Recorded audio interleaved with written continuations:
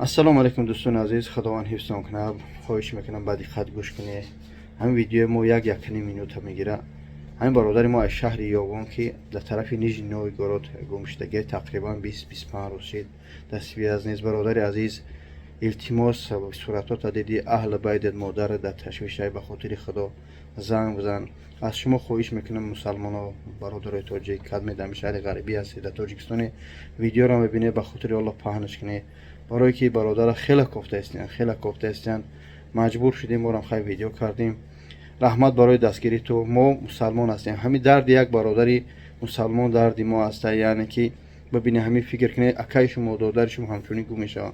وقتی که گم میشوند این شوخی نیست، یگون گو گوسپند نیست گم شود. بفهمه که این فرزند انسان، فرزند یک برادر، فرزند یک اکا است، فرزند پدر یک گودکا است. برای مسلمانی هم است. خداوند اهل بیت صبر بتیا. برادر قبلی التماس به رقم برادر زنگ بزن، همسایت با ما مراجعت کرد. خداوند نگهدار برای کار. رحمت برای دستگیرتان.